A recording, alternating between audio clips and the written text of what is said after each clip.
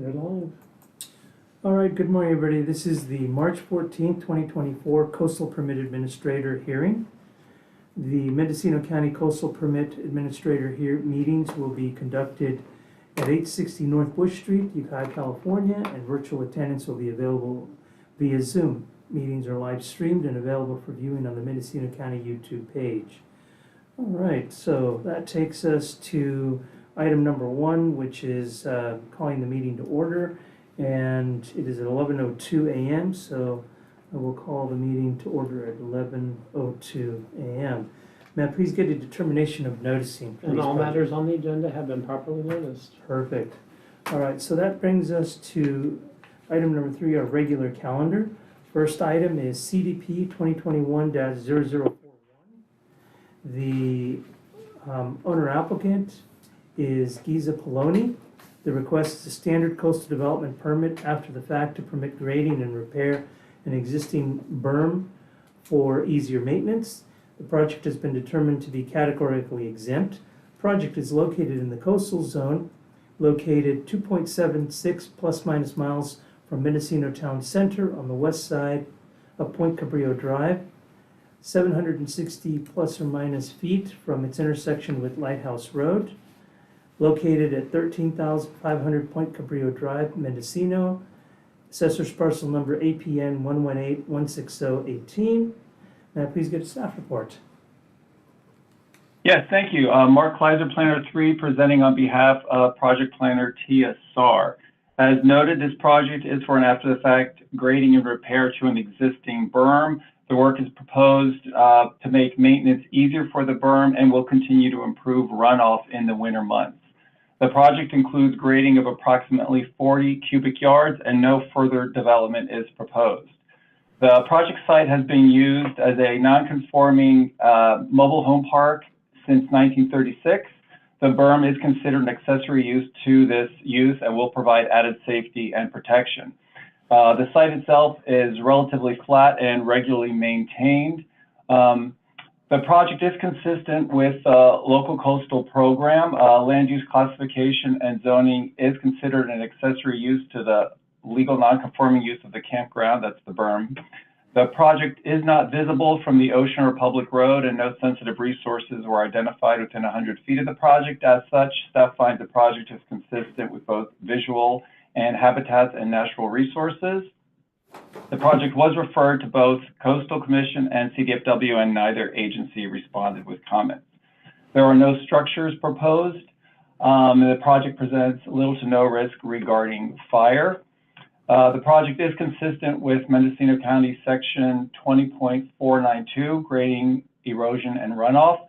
Condition number 11 requires the applicant obtain a building permit and that the building department review and approve the project.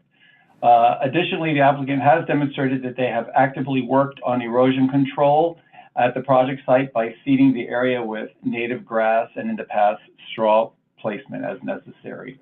There are no archaeological resources on the site. And finally, the proposed berm will not impact groundwater resources, transportation, or public access.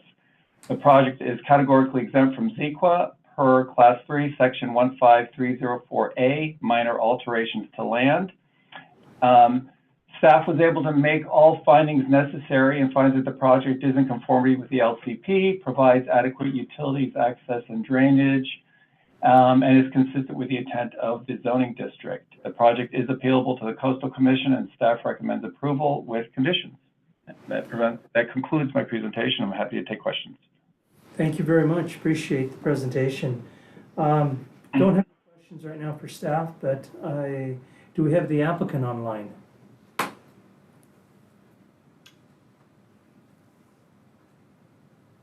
I do not see that. Mark, do you know if the applicant was going to be present? No, the applicant is not going to be present this morning. Okay. So with that, I will go ahead and open the public hearing. Is there anybody from the public that wishes to speak on this matter?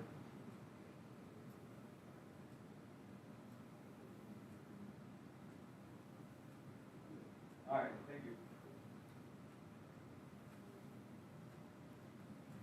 Don't see anybody? Nope, nobody there. Nobody there. So I'll go ahead and return it back to the Coastal Permit Administrator. And I have reviewed the staff report as well as all the information contained within the staff report, including the findings and conditions of approval. And based on what I see in the staff report as far as the staff findings and conditions of approval, I will go ahead and approve this project per the findings and conditions contained in the staff report. Thank you very much, Mark. Thank you. All right. That brings us to the next item, which is CDP 2023-0013. The owner applicant is Caltrans. The agent for Caltrans is Stephen Umbertus. The request is a standard coastal development permit for safety improvements along State Route 1 in 2 locations between Post Mile 6.4 and 6.8 and Post Mile 9.2 and 9.5, including the following: realigning the roadway, widening the shoulders, installing guardrails and supporting retaining walls, replacing culverts and relocating utility poles. Additional work would include pavement overlay, restriping, cut and fill earthwork, tree removal, private driveway conforms, and erosion control. The project has been reviewed under CEQA, and a mitigated negative declaration was prepared for the project. The lead agency in this case is the state of California, who prepared the initial study with the proposed mitigated negative declaration. And the county, as a responsible agency, has reviewed the project to determine the adequacy of the documents and the project consistency with the coastal element of the general plan. The project is located in the coastal zone along State Route 1. Location 1 is 5.2 plus minus miles north of Guala Town Center, between the intersection of Havens Neck Drive and Gypsy Flat Road, between Post Mile 6.4 and 6.8. Location number 2 is 5.6 plus or minus miles south of the city of Point Arena, between Signal Port Creek Road and Iverson Point Road, between Post Mile 9.2 and Post Mile 9.5. Now please get a staff report. Thank you, Coastal Permit Administrator. This is Project Planner Steven Schweitzer. As mentioned, this is a standard coastal development permit for some safety improvements in 2 locations, and is a response to some public complaints about the lack of access and safety. A summary of the proposed construction activities by post mile marker are located in the project description section of the staff report. Both locations are adjacent to multiple parcels with varying general plan designations and their associated zoning designations. The county's coastal element, section 3.8, provides some policies for transportation, utilities, and public services, more specifically policies 3.8-2, 3.8-5, and 3.8-6. Staff has found that the project is consistent with the purpose of the public right-of-way and would not conflict with the general plan designations in their respective zoning districts, and would be supported by the land use policies contained in the coastal element as detailed in the staff report. A few key items to note here. An archaeological survey report was submitted with the application materials, and that report was provided to the Northwest Information Center for review and comment. Our office received a comment that no further survey was recommended. The applicant has been advised that the discovery clause in standard condition number 8 is in place to ensure compliance with county policies for the protection of archaeological resources. Since the project would be disturbing more than 1 acre of soil, it requires coverage under the State Water Resources Control Board Construction General Permit, as well as compliance with provisions of Caltrans statewide National Pollutant Discharge Elimination System permit. Contingent on the project's adherence to these said permits, staff finds that the project would be consistent with the grading, erosion, and runoff requirements of the coastal element of the county code. Approximately 10 utility poles would need to be relocated for the purposes of the shoulder widening. Application materials provide that Caltrans would coordinate with the utility provider before relocation of any utilities to ensure the customers would be notified of potential service disruptions. Mapping does indicate that the western side of location 1 is within a tree removal area, and the western side of location 2 is within a highly scenic area. So accordingly, the applicant has submitted a visual impact assessment to review some potential impacts to visual resources. Staff concurs with the Caltrans visual impact assessment and its findings, and finds that the project would not significantly impact the viewshed corridor. Application materials also provide that the project's design and implementation would be conducted with the concurrence of the district's landscape architect. Moving on to kind of the meat of this project, the Habitat and Natural Resources section, Caltrans has conducted multiple surveys, botanical, biological, as detailed in the table spanning the staff report on pages 7 and 8. Staff, or should I say, survey efforts determined that the project would not affect any federal or state listed endangered species with potential to occur in the area. Coastal Element Zoning Code Chapter 2496 provides some standards for determining the appropriate width of ESHA buffers when 100 feet cannot be maintained, and also provides some standards for development within ESHA when buffers are unfeasible. Application materials have demonstrated compliance with these said provisions of county code. Given that there is a no net loss of wetlands and extremely limited options for Caltrans to complete off-site mitigation, Caltrans proposes to satisfy mitigation needs for the project by utilizing credits that are anticipated to become available with the Mendocino Coast Mitigation Bank, as well as the Bishop Pine Restoration Project at Saunders Landing.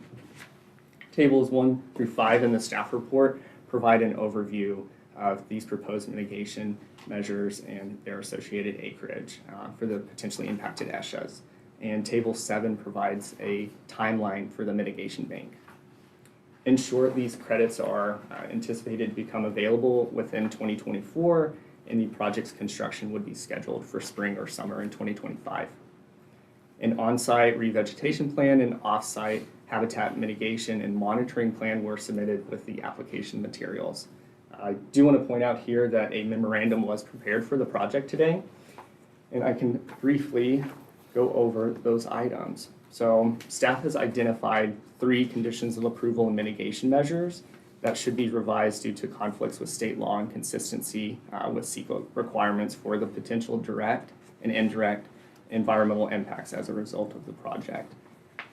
These revisions would also require that 2 paragraphs in the staff report be revised as well. I'll just jump into these items. So condition number 11, Caltrans is the lead agency for this project, and the county is the responsible agency. As mentioned before, Caltrans did prepare an initial study with a proposed mitigated negative declaration for the project.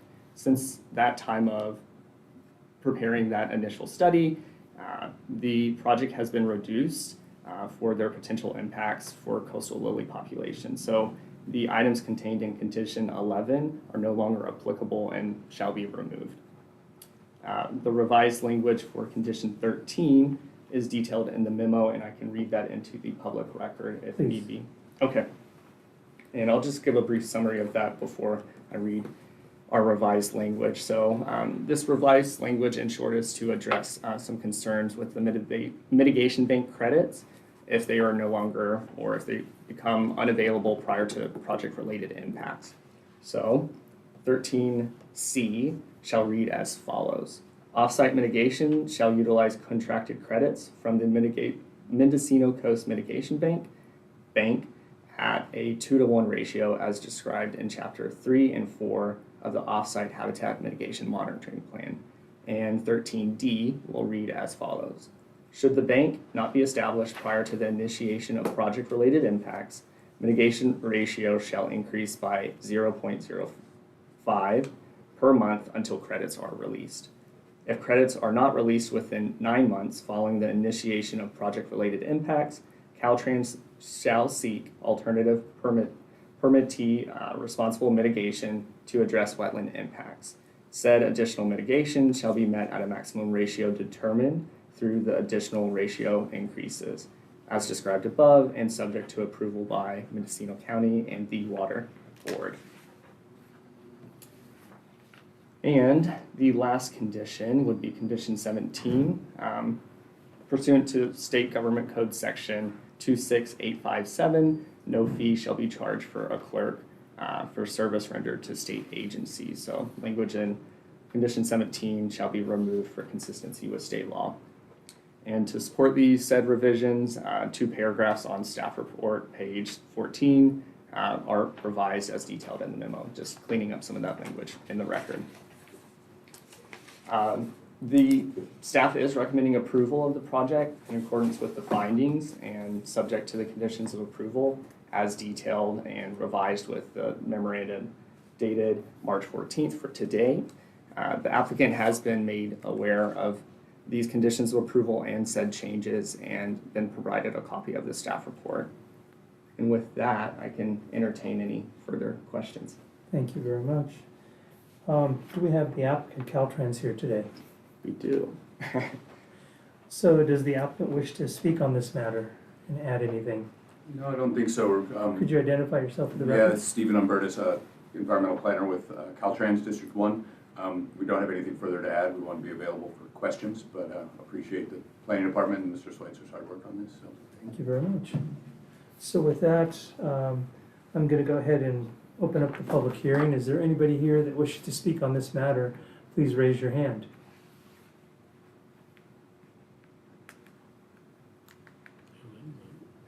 Move it over a little bit. Drag and back it over. Drag it.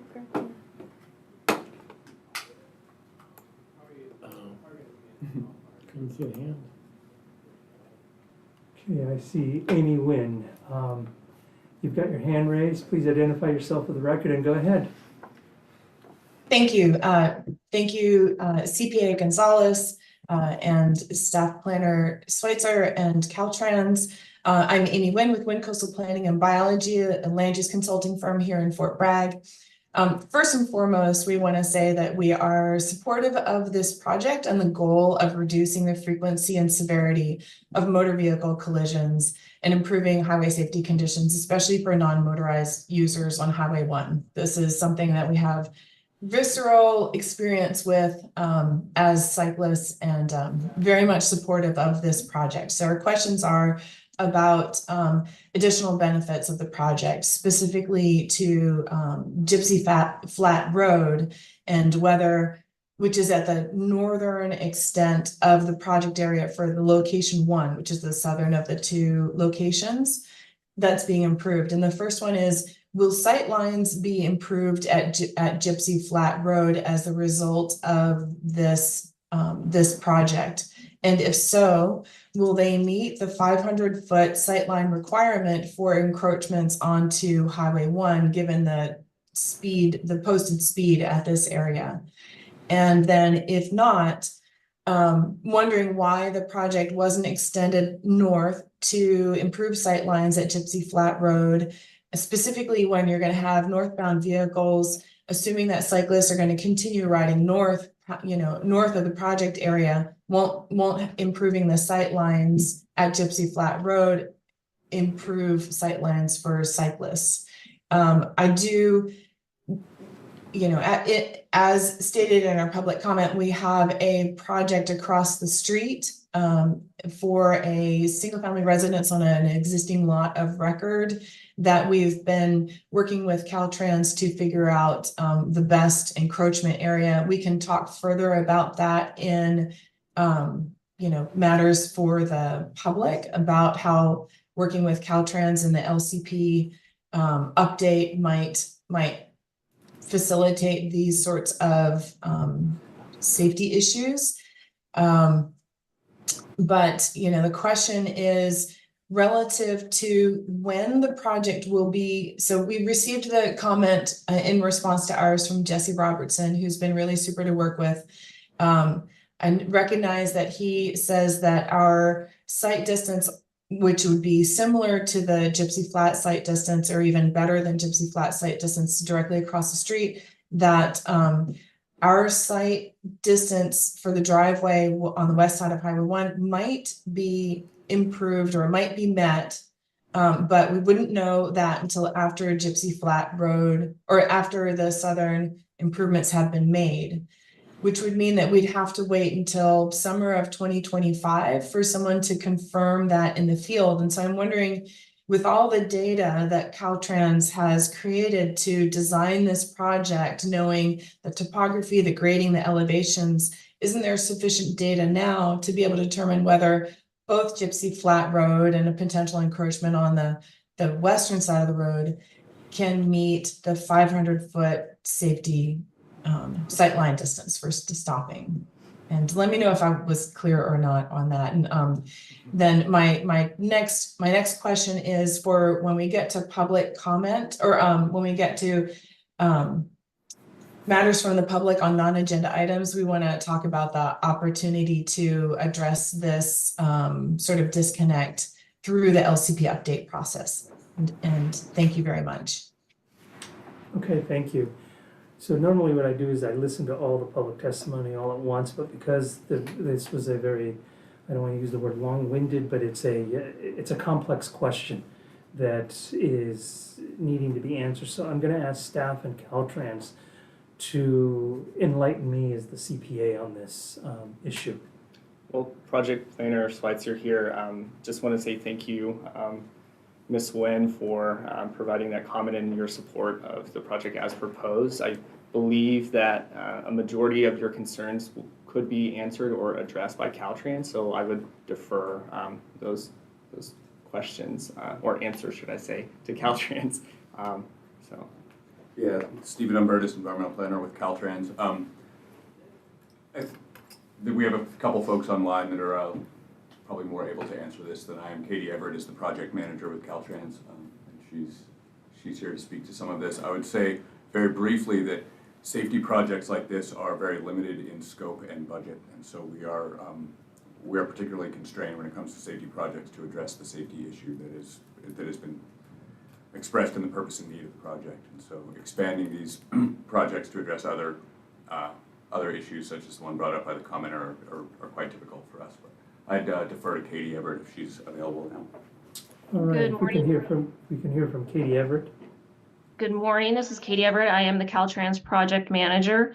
With this specific project, we look to address the shoulder widening, and our safety projects really focus in on what was the main purpose of the project. And so this project was started out due to public complaints receiving about lack of access to both safety of non-motorized and other roadway users. Analysis of collision data supported initiating a safety project at the two locations within the curves where vehicles were traveling and have not been able to recover. And so in order to implement a safety project, it was to widen the roadway to allow for cars to recover. With our safety projects, there's very stringent standards about what can be improved. And so this project seeks to widen the roadway width to reduce the frequency and severity of collisions. With that, the Gypsy Flat Road that the caller mentioned is at the limits of the project, and while some sight distance will be improved at that, it was not the anchor of the safety implementation at this location. Okay, And thank you. And also further in a very environmentally sensitive area, further construction would have more impacts on the environment outside the scope of the project. And so we really did seek to minimize to avoid and minimize any environmental impacts. Okay, thank you. Now I'm going to ask Amy, does the responses that have been provided by both staff and Caltrans, does that answer your question? Thank you, CPA Gonzalez. That does begin to answer my question, and I think I can continue the conversation with these individuals at Caltrans beyond this hearing. Okay, thank you. Is there anybody else that wishes to speak on this matter from the public? There's Deborah. Yes. Deborah, you have your hand raised. Go ahead. You've been promoted to a speaker. Just identify yourself for the record. Hi, my name is Deborah Gomlush, and my husband and I own the property across from Gypsy Flat Road. And I apologize, you've already sort of accused Amy of being long-winded, so I'll just take a few minutes to. Did not mean to say that. It was just a complex question. Oh, So go I know. ahead. I'm sorry. This really impacts us because we've been fighting with Caltrans for over a year to get a driveway permit. I just wanted to give you a little bit of our backstory, and I appreciate you giving me the opportunity to support the Shoulders and Rumble project. We really are supportive of this to increase safety for cyclists and pedestrians. But on behalf of the property owners on the highway, I'm also hoping that this project improves the sightlines for vehicles. We bought our property in 2020. We thought it was the perfect parcel for our forever home. And we did our due diligence. We made sure the property had access to electricity and that there was water in the well. We hired consultants to make sure there was space for a septic tank. What no one told us was that instead of biology and geology reports, we should have been worried about getting approval for a driveway, because 3 years after our purchase, 3 years before our purchase, Caltrans had changed the rules and our currently approved driveway would not transfer with the sale of the property. When you purchase property and go through a real estate agent and escrow, this should be a red flag that someone tells you about, but no one did. So now instead of our building our dream home, we're in this never-ending nightmare trying to get a driveway approved and access to our property, while neighbors up and down the highway are turning into driveways with similar sightlines because they built before 2017. And we just feel this needs to be addressed as part of your review. So thank you very much. Thank you. And again, one does their due diligence and asks those questions of the real estate agent. And anytime you have, I would say going forward, anytime you're next to a state highway, you should be asking those questions of those that represent you, so that they can contact Caltrans and so on. But I'm going to ask Katie Everett to respond to the sightline improvement that Deborah has raised. Currently, Caltrans does have a process for an encroachment permit for one that is asking to receive a driveway that's attached to a state facility. We do not approve driveways for properties that we feel that it would be an issue as far as site distance. Within this safety project, the focus was to widen roadway shoulders to allow for a reduction in collisions. As far as site distance, that is something that the property owner could address through modifications of their property. I would ask that they do continue the process and look towards our encroachment permit process to seek to gain a driveway onto the state right of way. Thank you, but I guess my question is, the neighbor had asked whether the project that you have undergoing now will actually help with site distances. Is that going to be the case? There is some improvement to site distance for the Gypsy Flat Road. I do not have the details or the location of the other caller's exact location. That is not something that our staff has studied. Okay, thank you. Are there any other members of the public that wish to speak on this matter? Amy, you got your hand raised. Go ahead. Thank you, CPA Gonzalez. I apologize. I know speaking twice is not the convention. I do want to highlight that there is a process to get a design exception. It's called the Design Standard Decision Document. In that process, we've been talking, there's two barriers with that. We've been talking with civil engineers. The rough ballpark quote to get that is, to go through that process is $200,000. So $200,000 through the encroachment permit process to request a design standard decision document approval with no guarantee that that 200K would result in an approval. So it could still be a denial because the language presented by CAL FIRE or passed by CAL FIRE in 2017 was, if you can't meet sight lines, the request shall be denied. We may have no place on the property where we can get this, even with a $200,000 DSDD. The second aspect of getting a DSDD is that Caltrans requires that the civil engineer accept the liability for any injury that might occur due to the due to the project not being able to meet standards. We have not been able to find an engineer, no matter how small or large, that will accept liability for injury or death due to an encroachment permit for a driveway onto Highway 1.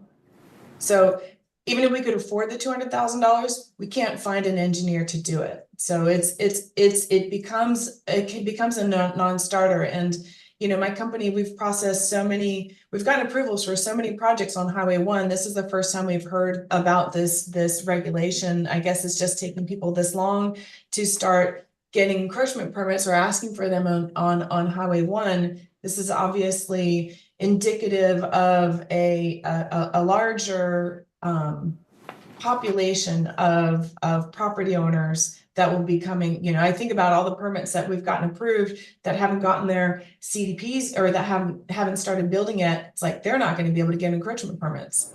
So because they can't afford the $200,000 for the DSDD, and they will never be able to find a civil engineer, no matter how. I mean, we've talked to statewide engineering firms, and they will not accept the project because they won't accept the liability. Caltrans has liability built into their system. So, you know, this is a specific plea, you know, hoping that the Gypsy Flat sightline for, you know, would be improved through this safety project that we fully support. We're grateful that it's happening.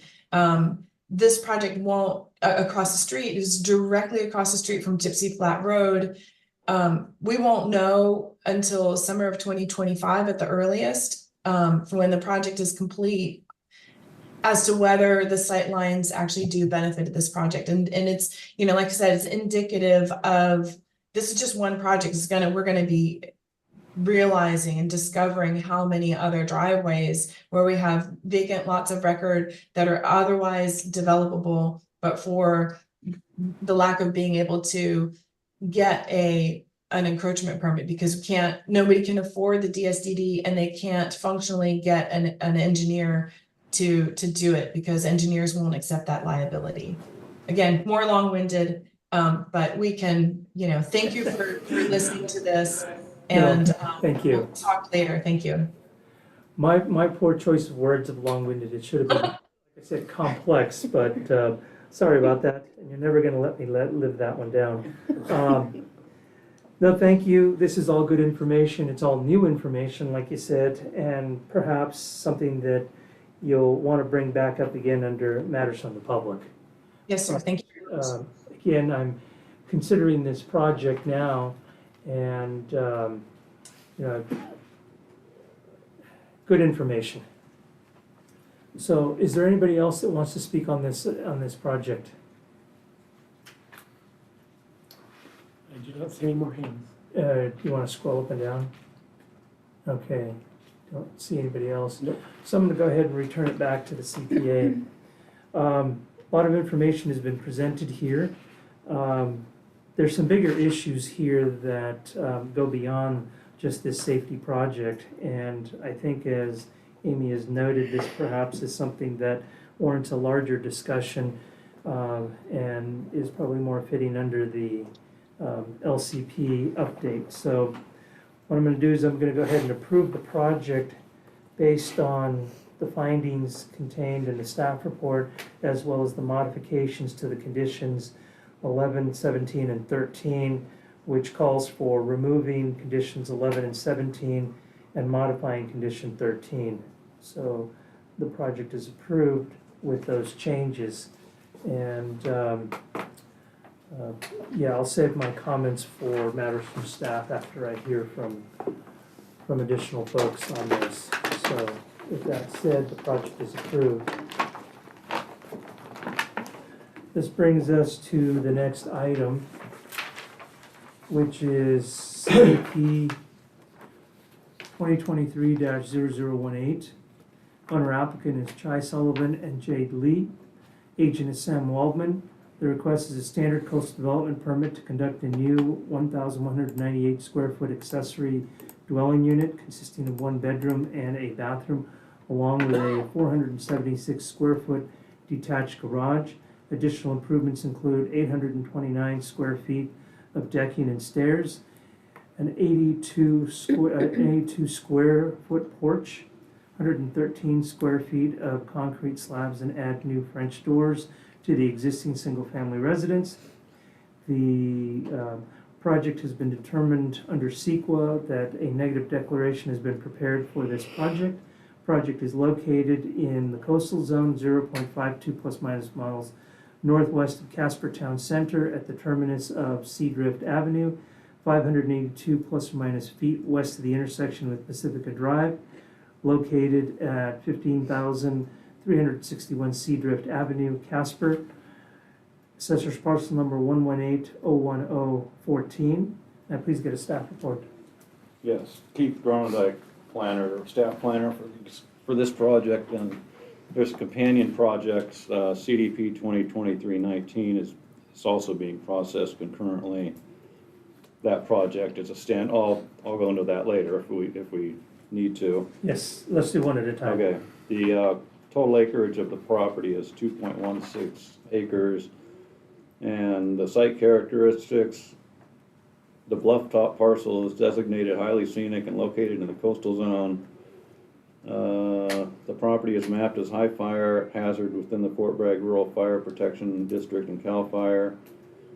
The bluff top parcel is currently developed with a 1,730 square foot single family residence, an attached garage, and 323 square feet of decking. Adjacent parcels are developed with residences. The parcel is relatively flat with small stands of Monterey cypress trees. The site has other very minimal vegetation consisting of grasslands.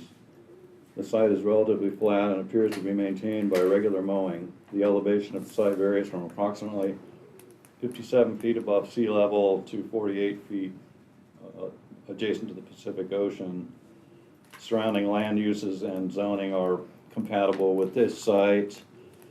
The project was referred out to applicable agencies with nothing really jumping out that was not would affect the project negatively. The environmental determination was, as Director Nash said, the negative declaration. There were no impacts that were deemed significant, so a negative declaration was prepared. It was found to be consistent with the local coastal program, and staff recommends approval of this CDP. All right, you have a memorandum clarifying conditions or the staff report? So if I'm to understand, you're just making clarifications to the staff report, but you're not amending any conditions, correct? No conditions are amended, mostly clerical. Okay. All right, thank you. And with that said, do we have the applicant online? Yes, we do. That's actually the agent. The agent. Go ahead, please, and identify yourself for the record. Oh, hello, I'm Sam Willman. I don't know if one of the owners is there. Chris Sullivan was hopefully going to join us, but isn't sure. So I guess I'll begin. So I am the agent and architect for the proposed project. And first of all, thank you, Keith, for your work and including the memo material, which I appreciate. I just wanted to add one thing to that, if I might. There was a second neighbor's comment that I hope would be entered into the record from Annette Garosky, who lives next door. And I could just quote her, basically paraphrasing that she had no objection to the project, and I hope that her comment would be entered into the record. I think what I'd like to do is come back around after 0019 is presented, because some of the comments I have really would apply to both projects. So I'll hold off for a moment. Thank you. All right. So I see Mr. Sullivan is online. Do you have any comments that you'd like to make at this point? Only yes, Chris Sullivan here. I am the owner of the property and the applicant for the permit. Thank you for your work on my project, and I'm here for any questions. Sam is speaking on my behalf, and Amy Nguyen as needed for additional support. Okay. And Mr. Waldman, yes, there was a public comment submitted by Annette Hartman. And yes, she says she owns the property next door to the proposed development and has no objection. So that was received and is entered into the public record. So I'm going to go ahead and open the public hearing. Is there anybody from the public that wishes to speak on this matter? I don't see anybody raising their hand. All right, seeing none, I'm going to go ahead and return it back to the CPA. So based on the memorandum dated March 14th, making some clarifications to the staff report, and considering all the evidence here today, including public comment, I will go ahead and approve the project, making the findings contained in the staff report and as well as the conditions in the staff report. And so the project's approved.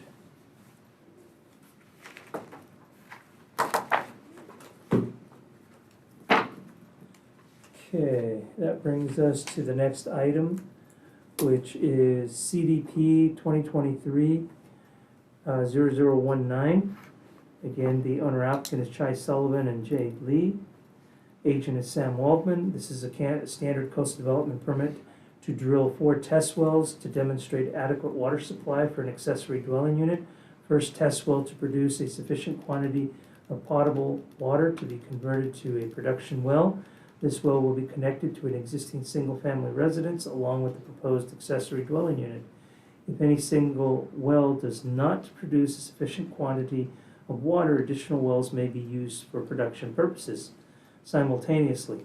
Also proposing to remove existing water storage container and install 2 new 2,500-gallon water storage tanks underground along with septic infrastructure repair and replacement, including replacing the distribution box, installing the aerobic treatment unit, and replacement leach lines. Additional improvements include a roof-mounted solar power array and solar hot water panel, a heat pump with a concrete pad, the expansion of a gravel parking area, the re-roof of the existing single-family residence, along with the replacement of 5 windows and 1 French door.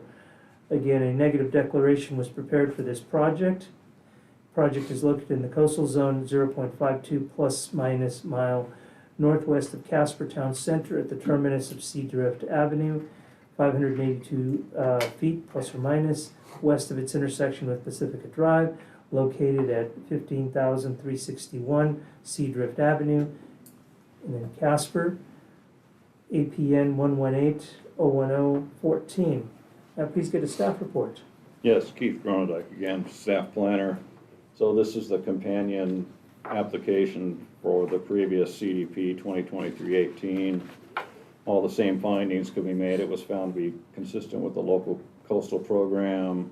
All the site characteristics are the same, and it was found to be not impactful to the CEQA, so a negative declaration was adopted, and I'm available for any questions, comments. The memo also would apply to this as well. All right. So I know Mr. Waldman wanted to comment on this project. So I'm going to go ahead and ask the applicants to speak on this matter. Go ahead. Okay. Okay, you can hear me now? Yes. Okay, great. Thank you. So these comments, I have one other that applies to 0018 bridges over into 19. The project that was just approved, 0018, has elements in it that don't relate to the finding of water. And what we were hoping was that those elements could go forward and we could pursue building permits for those things. Garage, for instance, and other aspects of the project that don't require proof of water, but that we needed to bundle into this application. So I was wondering, specifically, it's asking a revision for condition 8 that talks about sufficient water without mentioning the things I've been talking about, and to change the language so that those other aspects of the application are freed from that requirement. So if I could stop you here for a sec, you're asking Sure. to go back and modify to 2023-0018? Yes, yeah, I Well, apologize. that's something that you should have brought up during the item. Yeah, I realized looking over my notes, I was trying to bundle everything for, We're taking them one at a time, even though they're companion applications. I see, okay. You know, that would have been the time to speak up on that one. Well, how do we address this at this point? Well, I'm gonna have to go back and start all over again. Okay, that's fine with me. I'm sorry for the inconvenience, but that's part of the list of things I have to talk about. All right, so I'm gonna go ahead and rehear the last item, which is 3C, and put on hold 3D. So we're gonna go back to CDP 2023-0018, and staff, the coastal permit administrator had approved it based on the information contained in the staff report. So at this time, I'm just gonna go ahead and restart it all over again.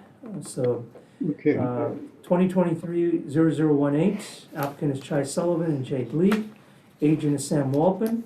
The request is a standard coastal development permit to construct a new 1,198 square foot accessory dwelling unit consisting of 1 bedroom and a bathroom, along with a 476 square foot detached garage. Additional improvements include 829 square feet of decking and stairs and 82 square foot porch, 113 square feet of concrete slabs, and add new French doors to the existing single-family residence. Again, a negative declaration has been prepared for this project. The project is located in the coastal zone, 0.52 plus minus miles west of Casper Town Center at the terminus of Seadrift Avenue, 582 plus or minus feet west of its intersection with Pacifica Drive, located at 15,361 Seadrift Avenue. Casper, assessor's parcel number 118-01014. So, at this point, again, rather than rehearing the staff report, it is documented. I'm going to go ahead and directly go to the applicant, and if you could propose your changes, and then I'm going to ask staff to respond to that. okay, so I'll go through my little list here that will apply to both permits. In condition 23, which seems a bit redundant with condition 11, we're asked to work between the hours of 8:30 and 4:30. In my work with contractors over the years, they would like more flexibility in that time span.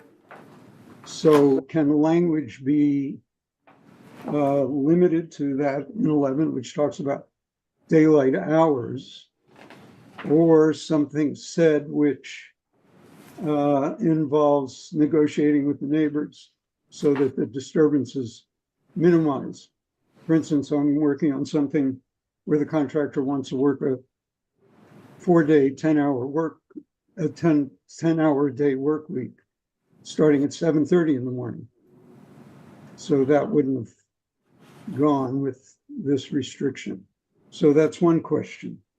The other is, again, with revision in condition 8, which freeze those aspects of 0018 that don't require water from waiting till proof of water is established to be able to seek building permits for those aspects of the project. And then an overriding question I have, since as you'll hear in 110019, basically talking about kind of nuts and bolts work that has to be done to the property, which is in fact. So are we the talking search about for- 2000, are we talking about 0018 or now are we jumping to? We're talking about, okay, the question is, I'd like to and- stick with and I'll one. raise it. I'd like to stick with one and then the other. okay, what will vest this permit? 0018. That's a question? Yes, that's one question. And that's all the questions I have or comments for this particular All right. project. So- And then I'll raise similar questions for 0019. So we're taking one at a time. Got it. Yeah, I hear you. I appreciate it, really. We're You taking went one at a back to- time because we're trying to avoid confusion here. Okay, And it's already confusing as it is now, because again, we're trying to rehear this. So what you're asking for is a modification to condition number 8 and a condition number 11, correct? correct. All Well, right. the condition number 11 is fine. What I'm saying is, condition number 23 makes it specific to the point that it doesn't allow flexibility for the contractor or the owner.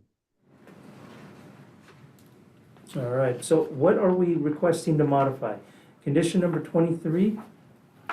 And Yeah, condition eight? I'd like to eliminate it actually, if possible. You're trying to eliminate condition number 23? Yeah. Because condition number 11, I think adequately addresses it. Okay, and then what about condition number 8? Okay, You mentioned that one. yes, I have, I can read something here.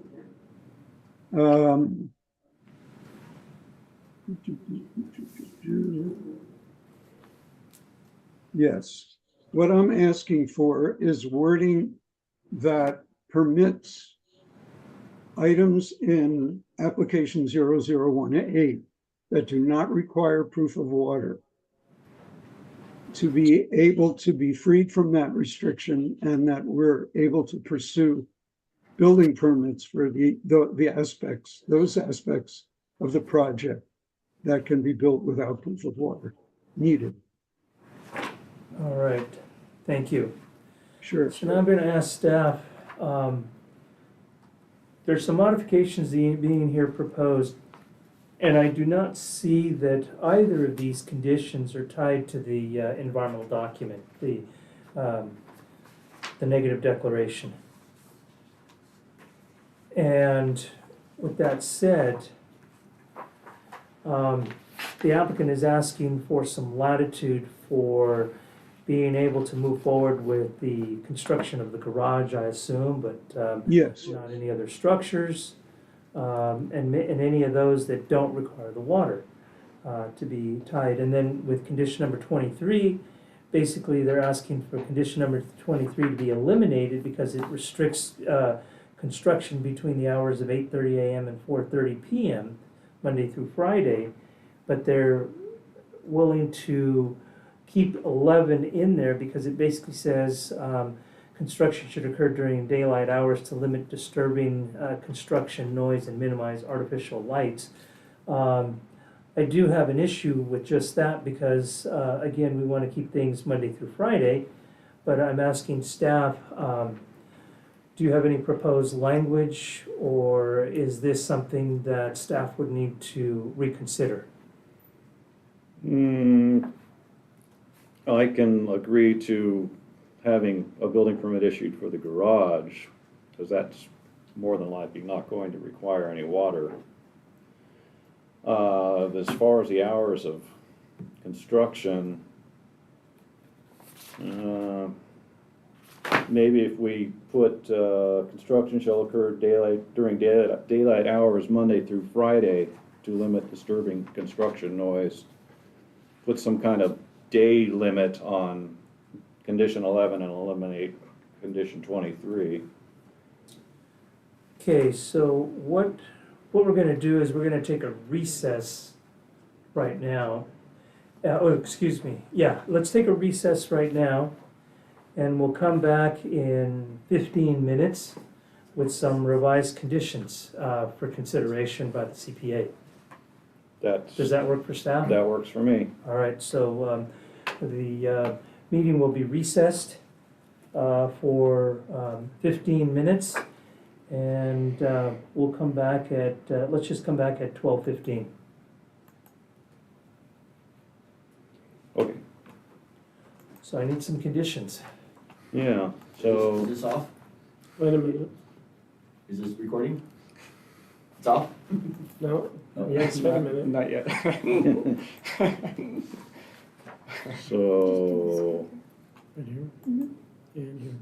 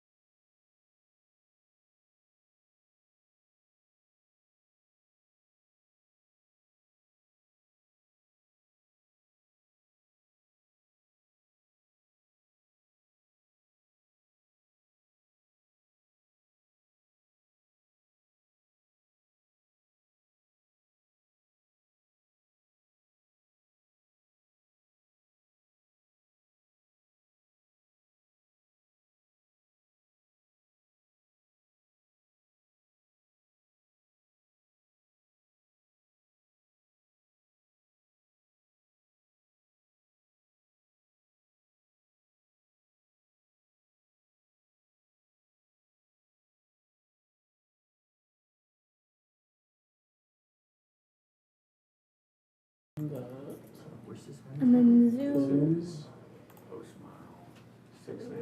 Oh. And don't forget to lower the volume on the computer now. Are we live? Okay, so we are coming back from our recess, and we are still on CDP 2023-0018. Staff has proposed some revised condition language for this item, and so based on staff's input, it looks like we're able to revise conditions 11 and 8 and eliminate condition 23. And so what is proposed here on condition number 8 would read, basically, prior to the issuance of any accessory dwelling unit building permit, CDP 2023-0019 shall be completed and proof of sufficient potable water to supply the accessory dwelling unit and the existing single-family residences shall be submitted to the Mendocino County Division of Environmental Health. We're going to add, however, only those structures / improvements not requiring or utilizing water may apply for a building permit.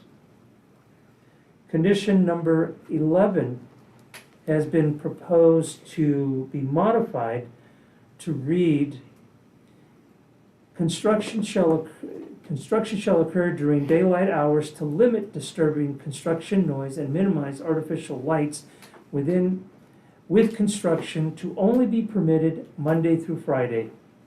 And then it's also been recommended that condition number 23 be eliminated. So now I'm going to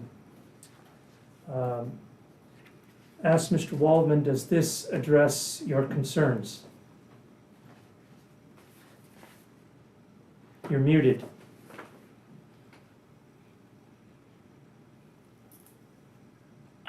Yes, thank you. I appreciate the flexibility of going over things and changing the wording as you have. All right. So with that, are there any further comments? Actually, there was a little comment I have about the wording of the change to condition 8, where it says only those elements may apply for a building permit. You know, if that involves any confusion with the building department, it's the elements can apply for a building apartment prior than that applied for the ADU. I mean, is that implicit in the wording, do you feel? So the way it's written now, it basically says that anything that's residential is going to have to wait for the wells. I'm only going to allow any structure that does not require any connections to water. So the garage or anything else that does not utilize water can go ahead and proceed with applying for a building permit, but I'm not going to let anything else go that's even tied to residential. Right, okay. But what I'm saying, it's implicit that when proof of water is established, I just want to be clear, then we go forward with the ADU permit. Well, when you satisfy those conditions, yes. Yes, okay, good. As long as that's what's happening here. Yeah, because once you satisfy the requirements of environmental health, then they should be able to go ahead and clear the permit for the ADU and any improvements tied to residential uses. But again, the only thing that I'm going to keep the condition the way it's worded, but just add language that basically says that only those structures or improvements not requiring the utilization of water may apply for a building permit. At this time, yeah, okay, fair enough. All right. Thank you. All right, so now I'm going to go ahead and reopen the public hearing to see if there's anybody from the public that has any comments or wishes to address this. I have Amy Wynn.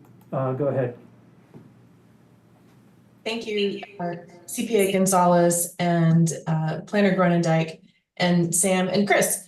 I just have a quick question for clarification about condition number 8. I believe that I'm hearing you correctly that nothing that is residential shall proceed until the wells prove water.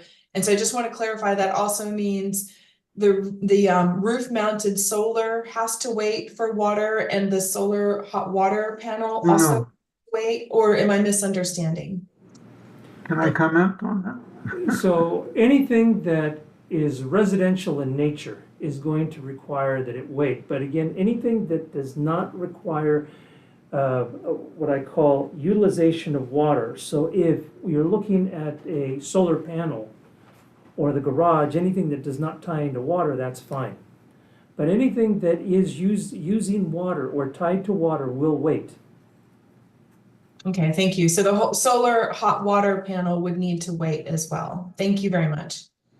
Thank you.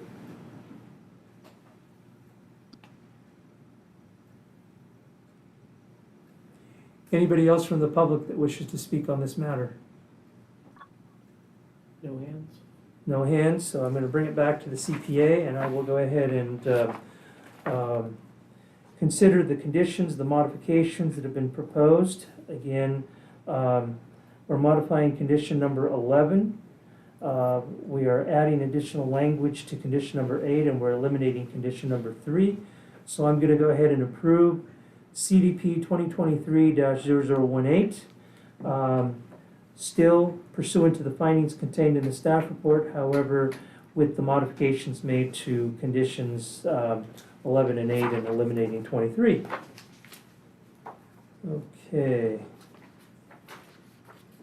Hopefully this is it for this one.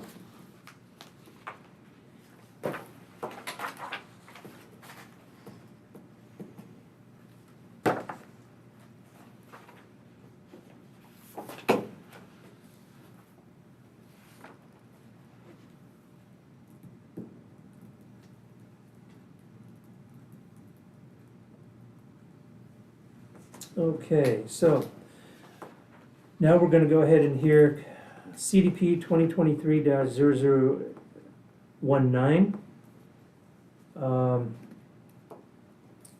And this is the companion project, standard coastal development permit to drill 4 test wells to demonstrate adequate water supply for accessory dwelling unit. First test well to produce a sufficient quantity of potable water will be converted to a production well. This well would be connected to an existing single-family residence along with the proposed accessory dwelling unit. If any single well does not produce a sufficient quantity of water, additional wells may be used for production purposes, simultaneously also proposing to remove existing water storage container and install 2 new 2,500-gallon water storage tanks underground along with septic infrastructure repair and replacement, including replacing the distribution box, installing an aerobic treatment unit, and replacement of leach lines. Additional improvements include a roof-mounted solar power array and hot water panel, a heat pump and concrete pad, an expansion of the gravel parking area, the re-roof in the existing single-family residence, along with the replacement of 5 windows and 1 French door. Staff, may I get a staff report? Oh, this is the companion project to GDP 2023-18. All the same parcel size and everything else applies. It was found to be consistent with the local coastal program. Negative declaration was prepared, and we have some changes in the conditions similar to CDP 2018 or 2023-0018. And we would be adding the same language under for condition number 11. Construction should occur during daylight hours to limit disturbing construction noise and minimize artificial lights. And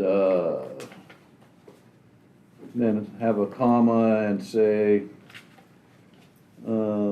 With construction only to be permitted Monday through Friday. And then we would eliminate the same condition under this one as the other one about the hours of construction, so that'd be number 24. And that's all the proposed conditions that would be modified, correct? Yes. All right, so with that said, does the applicant want to address this matter? Mr. Yes. Wallman? Of course.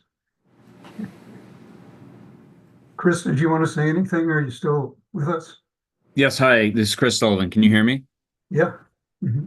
I just want to reiterate my thanks for work on the project, and Sam is representing me, and then Amy is here for any additional comment. All right, thank you. Okay. Now I'm going to go ahead and open up the public hearing. Are there any members of the public that wish to speak on this matter? Nope, I don't have any hands besides the ones that are already in the meeting.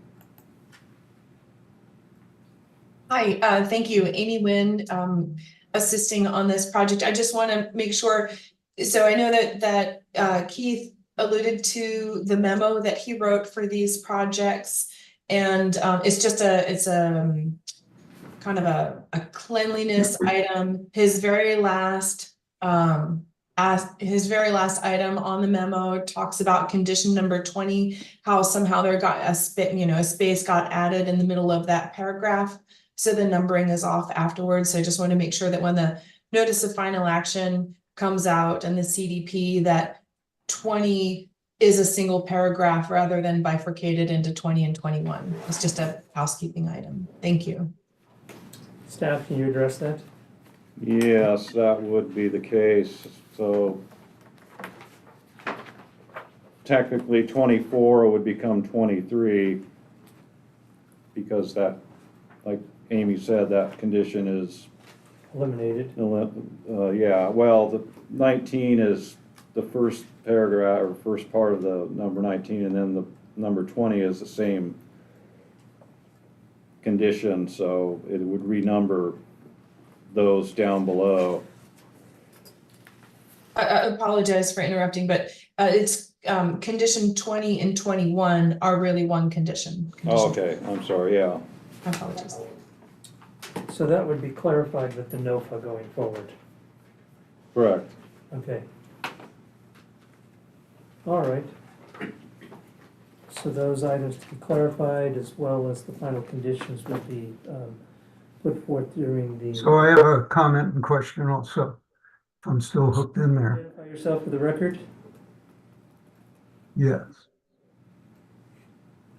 Can you hear me? Yes, please identify yourself for the record. Okay. Sam Waldman, agent and architect for the project. So one clarification, in this application, you'll note that the solar hot water panel is included, and that's for the primarily for the existing residents. So I didn't want any confusion about that being tied to finding water in a new well, that should be able to go forward as part of this application. Then the other question I have, I'm a bit confused about what actually would vest 0019. What would be substantial investment in your opinion? Well, I'm not going to render any opinions, but I could state that what the vesting of an application is obviously moving forward, securing a building permit, and actually working towards substantial work on the project. Mm-hmm. Okay. Fair enough. All right, do we have any other comments? Can I get clarification on the NOVA, for the NOVA for Yes. 19? Since they changed the numbering on the conditions, we now have 24 has become 23. So I just want clarification that it is 23 that's going to be. On 19? Yeah. So condition number 24 has been eliminated. So it'll cause a renumbering of a lot of these conditions. So my understanding was, and again, Keith can clarify this, which two conditions are being merged together? It would be 20 and 21. So 21 would become part of 20, so then the ones below them would be 21, 22, 23, 24, 25. So basically, 20 and 21 would come together. So it'd be 20. 22 would now be 21. 23 would be 22. 24 is eliminated, which makes 25 23, and 26 Yeah. 24, correct? Correct. All right. Does that clarify for the Yes, clerk? thank you. All right, thank you. Okay, one more time. Any other comments or questions from the public? Seeing none, I'll return it back to the CPA. And based on the comments provided here today, I will go ahead and move to approve the project based on the findings contained in the staff report, as well as the modifications to condition number 11 and the elimination of condition number 24. So the project is approved based on those changes. Thank you all. Technically number 23 Technically number 23. after. Technically number 23, Okay. yes. Okay. Okay, so that brings us to case number CDP 2023-0020. The applicant is Caltrans. Agent is Caltrans and Robert King. Standard coastal development permit for capital preventive maintenance program, CAP-M, parentheses, project along State Route 1 between post mile PM 33.72 and PM R51-00, including the following road resurfacing, repair, and replace shoulder dikes, shoulder backing, rail element walls, concrete medians, resurfacing of 2 vista points, sidewalk improvements, sign panel updates, replace 2 electrical cabinets, cable railing, and guardrail improvements. The project has been determined to be categorically exempt under CEQA. The lead agency is the state of California, Caltrans, who prepared the notice of exemption. The county, as a responsible agency, has reviewed the project to determine the adequacy of the documents and the project's consistency with the coastal element of the general plan. The project is located in the coastal zone along State Route 1, 950 feet south of its intersection with Philo Greenwood Road, and 1,000 feet north of its intersection with Little Lake Road. Located between post mile 33.72 and post mile R51-00. Now please get a staff report. Thank you, Coastal Permit Administrator. Project Planner Steven Schweitzer here. As mentioned, this is a standard coastal development permit that will span from Elk to Mendocino, approximately 17 miles of improvements. The purpose of this project is to preserve roadway pavement that has minor structural distress and improve the safety for motorists. There's a need to upgrade the existing guardrails to meet Caltrans' current guardrail system standards. A summary of the proposed construction activities are located in the project description section of the staff report. Staff does find that this project is consistent with the purpose of the public right-of-way and will not conflict with any of the adjacent general plan designations in the respective zoning districts, and is also supported by the land use policies contained in the coastal element. The project also aligns with the high priority of public interest in the Coastal Act's purpose to accelerate highway improvements projects along Highway 1. A few items to note here: a cultural resources clearance memorandum was submitted with the application. This was referred to the Northwest Information Center for review and comment, and our office received a comment back that no further study was recommended. Standard Condition 8 is in place to ensure compliance with the protection of archaeological resources. The entirety of the grading and the site preparation for this project will occur in areas of existing development or previously disturbed areas. 2 existing concrete median areas located near the intersection of Jackson Street, County Road 407R, and Main Street 407E with State Route 1 would be removed and replaced with asphalt at the same level as the driving surface currently to improve safety, and it would also be marked with pavement delineators and traffic striping. The unpaved center median, located north of the intersection of Post Mile 50.55, would have the 125-foot concrete curb removed and replaced, and an additional 0.02 plus or minus acre portion of the same median paved with asphalt from the existing drain inlet to the end of the existing curb. There's project plan sheet C13 for more details in the application's materials. Contingent on the project's adherence to the NPDES permit and the construction general permit and the implementation of the best management practices by Caltrans, staff finds that the project would be consistent with the policies of the coastal element as well as zoning code pertaining to grading, erosion, and runoff. Caltrans did provide a national environmental study, an NES, with minimal impacts to identify existing biological resources and assess some potential impacts and identify permitting requirements for the proposed project. It is important to note that the vegetation within the project area is highly disturbed by human activity and has been impacted by clearing, grading, paving, and the alteration of the hydrology for the continued use of State Route 1. Since the work would occur within the existing roadway, the application has demonstrated compliance with the County Code 2496 for development within ESHA and ESHA buffers as detailed in the staff report. Condition 11 is included to ensure the project is implemented consistent with the various recommendations as summarized in the Habitat and Natural Resources section of the staff report. Mapping also indicates that there are multiple public access points and trails throughout the project site. As proposed, the project would not significantly impact any of coastal access, and it's anticipated that traffic delays will last anywhere from 15 to 20 minutes. And there's going to be some implementation of flaggers and moving lane closures during construction. Mapping also indicates that there's a majority of the project area that's within highly scenic and tree removal areas. A visual impact assessment was submitted to review the potential impacts to visual resources. Staff concurs with this visual impact assessment and finds that the project would not significantly impact the viewshed. And on that note, the guardrails will be chemically treated prior to delivery to the project site to reduce the reflectivity of the new guardrails with the surrounding environment. So that is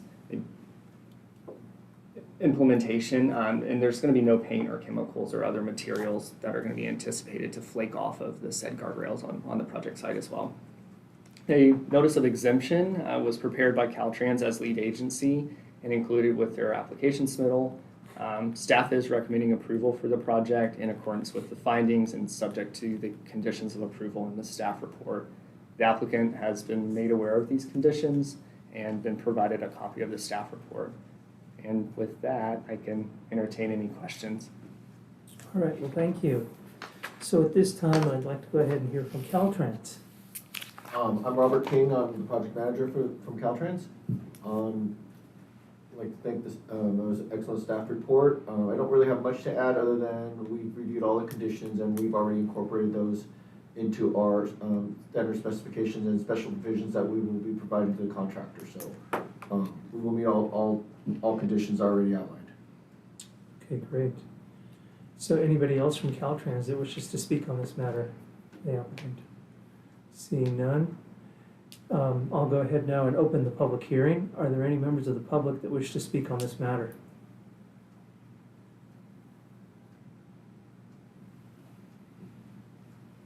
Anybody, Jim? I don't see anybody. All right, I'll go ahead and return it back to the Coastal Permit Administrator. And based on the evidence here provided, which includes the staff report, the recommended conditions of approval and the findings, I will go ahead and approve CDP 2023-0020. Based on the findings contained in the staff report as well as the conditions contained in the staff report.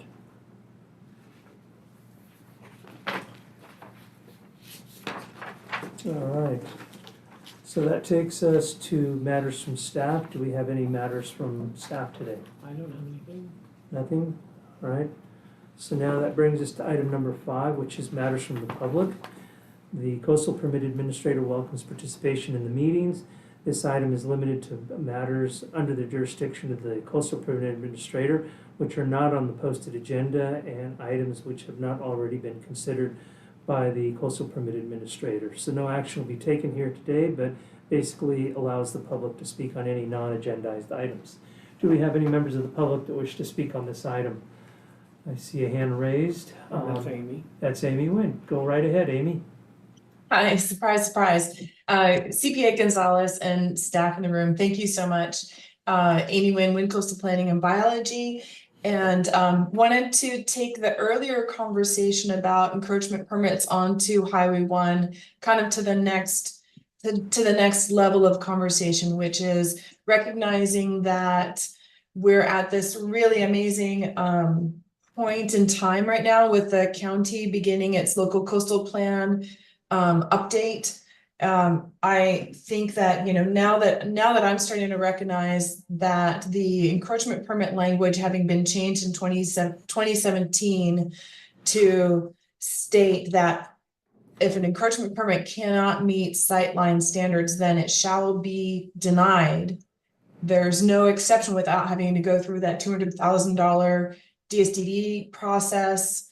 And, you know, if you could even find an engineer that would accept that level of liability, I think the LCP update process is a really amazing opportunity for you know, us as a community, county planners and Caltrans to really try to brainstorm through this process because, you know, like I said earlier, I'm looking at projects that I've worked on to get approved CDPs before that language came around. They've not been built yet. They're, you know, some of them are not going to be able to get an encroachment permit. They can't find an engineer. You know, it's not just the Gamlushes. It's a number of projects on Highway 1. And I know next time I drive down, you know, to the south side, I'm already on the north side. I'm starting to think, that one's a goner, that one's a goner, that one's a goner. So it's going to be kind of like this mass takings of properties that have been approved with a coastal development permit and or would be approvable in the future in all ways except for the not being able to get an encroachment permit. So while I recognize that the language is a state of California language item, and we certainly will begin talking with, you know, we already have a conversation going with McGar's office and an OPR about some other construction, some other traffic related items. And we'll start a conversation with them also about, you know, an exception to this rule for residential projects existing lots of record, period. I'm getting long-winded. Okay, no, it's okay, it's good. You know, I recognize the suggestion from Jesse Robertson to submit a driveway proposal to the county or the site plan to the county in advance of doing everything else for the CDP. But it really kind of is everything all at once. So we certainly will look into that. You know, we'll be prioritizing that with our project sightlines for driveways. But I feel like we're going to be starting a spreadsheet of a lot of projects where properties are now no longer buildable. So LCP update opportunity, looking forward to participating in that process. If anybody has any great ideas for, for that process, now great. Otherwise, I think we'll start figuring it out as we go into the future.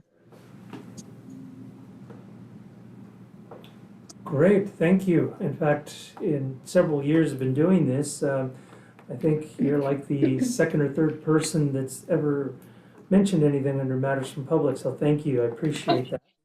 And these are all good comments, and yes, there will be opportunities during the LCP update process.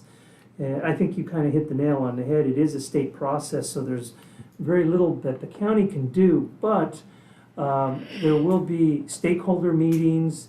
There will be opportunities through the public input process, and again, already recognizing that through the LCP process, Caltrans will need to be brought to the table as a as a partner in this LCP update because they're significantly affected and will significantly affect as well.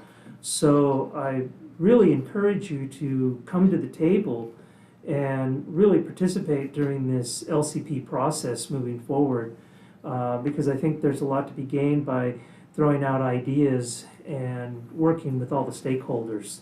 So thank you. Thank you. And if I'm not mistaken, I believe that Deborah Gumlush wanted to just give a little bit more, beyond the scope of the specific shoulder and rumble project, wanted to talk more about their particular experience, to just give a little bit more color to something that, like I said, I think we're going to be experiencing quite often. So if that's all right, I think I can mute myself and. Sure. Let's just keep the comments very broad and not Yeah. specific to any projects. All right, go ahead. Just identify yourself for the record. Can you hear me? This is Deborah Gumluch. Go ahead. Oh, sorry. Well, I'll keep my comments broad, but I did want to at least ask, since we are talking about this today, we've been working with the building department for over 2 years and with Caltrans for over a year. Since there's so many wonderful, brilliant minds around this table, is there anything else that you can suggest that we do that, since we seem to be at an impasse, I'm now asking everybody who may have some kind of answer. I'm just asking you, is there anything else that we can do other than wait a year and a half for Caltrans to do this work to maybe see if the sightlines are improved? Is there anything else that you can suggest that I do? So under this item, I'm only taking comments, but I'm not providing any comments myself. So all I can suggest is that you keep working with Caltrans. Okay, thank you very much for your time. Thank you. Anybody else from the public that wishes to speak under matters from the public? I don't see other hands. Seeing none. Okay, I will go ahead and wrap it up here and adjourn the meeting at 12:48 p.m. So meeting's adjourned. Thank you, everybody.